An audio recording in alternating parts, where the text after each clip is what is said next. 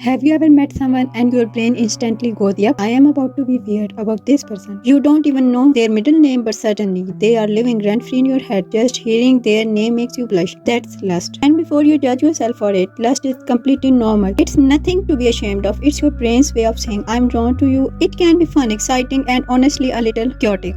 But lust isn't just one feeling, it usually moves through stages. And if you don't recognize which stage you are in, it's easy to confuse intensity with love or sexual chemistry and real compatibility. So here are 4 stages of lust, what they feel like and how to tell whether you are building something real or just getting pulled around by your own nervous system. Stage 1, initial attraction. This is the moment your attention locks in. Maybe it's the way they look at you, how they laugh, their voice, their style and their energy. Sometimes it's not even one specific thing, it's just the way they exist in the room and your brain goes, hello my favorite person. At this stage, your body often reacts before logic catches up. You might feel warmer, more alert and more energized, and your thoughts start circling one idea. I want to be closer to them. The tricky part is this spark doesn't mean compatibility. It doesn't mean safety, and it is definitely doesn't mean you have found your soulmate. It just means your brain noticed something new, rewarding or attractive. That rush of new attraction can be intoxication and confusion. A helpful question at this stage is, am I attracted to who they actually are or to the image I have created of them in my head? Sometimes it's the fantasy, not the person, that pulls us in. Stage 2, infatuation. If attraction is the spark, infatuation is the fire, and it can be intense. This is when you start overthinking everything. You reply conversation, you reread messages, you analyze their tone and body language like you are decoding classified government. Small things suddenly feels huge. A smile feels like a green light, a late reply feels like the end of the world. Infatuation feels amazing because novelty floods your brain and with feel good chemical, and every time your brain wants another hit of dopamine, it goes straight back to the thinking about them, the uncertainty, the possibility. That's how the chase begins. Infatuation also loves filling in the blanks. When you don't know someone well, your mind finishes the story for you. You imagine their personality, assume their intention, and build a whole character based on limited information but put them on the pedestal. Sometimes the person you're falling for is half real and half your brain begin very creative. Stage 3, climax. This is the peak of intensity emotionally and physically or both. At this stage, desire isn't subtle anymore. Your thoughts, emotion and body are fully involved. You might feel a strong urge to be closer to them, impress them or secure their attention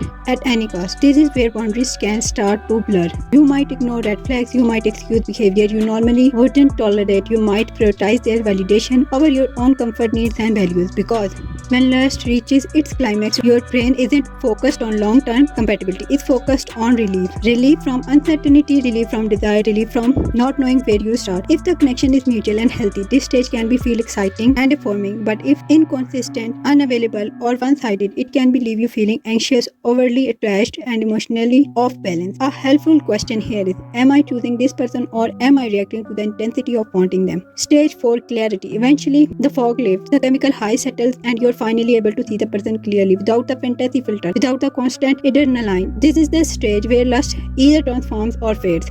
You start noticing things you are overlooked before, how they communicate, how they handle conflict, whether their action match their words, whether you actually feel safe, respected and emotionally steady around them. For some connection, clarity begins disappointment.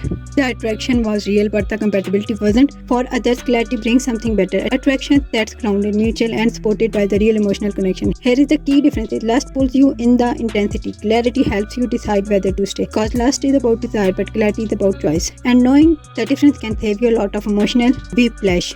So now we are curious, have you noticed yourself moving through any of these stages, or maybe you realized you were stuck in one longer than you expected, or maybe you are realized you were stuck in one longer than you expected. Understanding lust doesn't mean shutting it down or feeling ashamed of it. It means learning how your mind and body responds to attraction so you can make choices that actually serve you, because when you can tell the difference between intensity and intimacy, you give yourself the power to build connection that feel exciting and emotionally safe. If you found this helpful, give the video a like, share it with someone who might need it, and let us know in the comment which stage surprised you the most. Take care of yourself and we'll see you in next time.